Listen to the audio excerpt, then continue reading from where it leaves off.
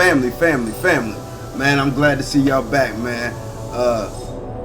If you're new here, like the video, subscribe. If you're interested in the car painting, doing body work, all of that, I got you. Trust me, I'm gonna make a video on it if I haven't already done it, man. But today we talking about primer sealer. Now I had to seal this job because when I was blocking the primer, I burned through a little bit. Now I could have re-primed it. I didn't want to, right? Time is money in this game, right? So I'm like, I can just throw a little bit of sealer over it and everything will be okay. Now, I'm using that base coat blender to melt the edge of the sealer. So it's serving two purposes right now, for my base coat blend and to melt the edge of that sealer. Now, when you put down that sealer, on the edge of it is landing dry, right? If you don't melt that edge, when you put your base coat down, the metallics in the base coat are going to land in that dry spray from the sealer, and I promise you it'll leave a halo around right where your primer is, so then it'll make it look like your body work was terrible, right? I've done it about 20 times, I'm telling you. I know. But yeah, and if I didn't seal it, you run the chance of the metallics landing on the body filler that's exposed, and the primer, it'll land differently because the substrate ain't the same. So you'll see it outside in the sun. Promise you, you'll see it. Now, that sealer went a little bit farther down the panel than I wanted it to. I ain't gonna lie, I was flicking that wrist a little too much. You know, I got a little trigger happy on that one. So I had to put that base coat on down the panel a little bit more than I wanted to.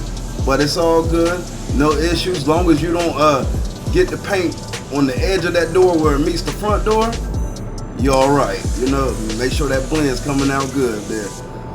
But yeah, this quarter panel was pretty smashed, man. It took me almost a whole day to fix it, but I got it, man. I got good time on this job. But so primer sealer, I had a guy ask me about primer sealer and why I don't seal my jobs in my videos. And most times I don't, because, you know, like I said, time is money. So if I can finish the primer off with like 600 grit, sand around it with like 800 grit, you know, my blend panel's 800 grit, then I don't see the point on using sealer. In this paint system, the sealer and the high build primer is the same product. Now I use Sickens, and it's the same product, just have a different hardener and a different reducer, and it actually mixes it at a different ratio. Now, I think it's great stuff. I've used some sealer and some primers that weren't so great, but I think this is great stuff, man. I'm putting that base coat on. See how I'm flicking that wrist to get that blend out right? X pattern there. Using the Velbus DV1 1.3 tip. B plus air cap. Probably 16 PSI, 15 PSI, around that area. Now, this is not your average gun. See, it has a digital gauge, and so since it ain't at the bottom, it reads different. If you're using a regular paint gun, you're not spraying at 15 or 16. You're gonna be more at like 24 or 25. See, I had a little burn through on that body line. That's why you use that sun gun, man. Use that sun gun, because I would have missed that burn through, cleared it, and you would have seen it outside if I didn't use the sun gun. But yeah, I just dusted that in a little bit. I'm keeping the paint low, because I'm right there on that door edge. You don't want to change the color there too much, but you got to get that burn through cover, man. First coat of clear, man. I've told y'all all about clear coat many times. We're talking about primer sealer today, you know. So yeah, the primer sealer, any new part, new hood, new door, new bumper, any new part is gonna get sealed. You know, I'm sanding it with 320 or 400, and I'm sealing that thing because it's gonna help protect the metal, man. What people don't realize is paint jobs are nice, they're great, they're beautiful. It's all about the look, but the paint and the sealer is really there to protect that metal from the moisture.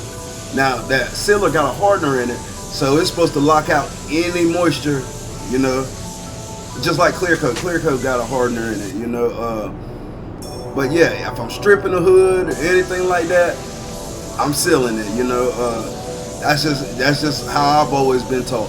And sealer is the perfect substrate for base coat, and it makes for better adhesion for the base coat. But yeah, some people call it wet on wet. Here in the States we call it sealer. Same thing, you know.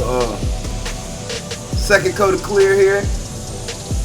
DV1 1.4 tip, C2 air cap.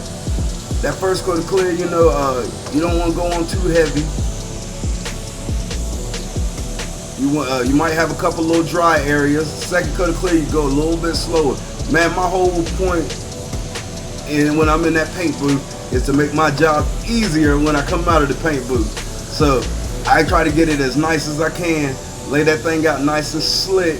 That way I ain't got to do a whole bunch of wet sanding and polishing, man. I'm telling you.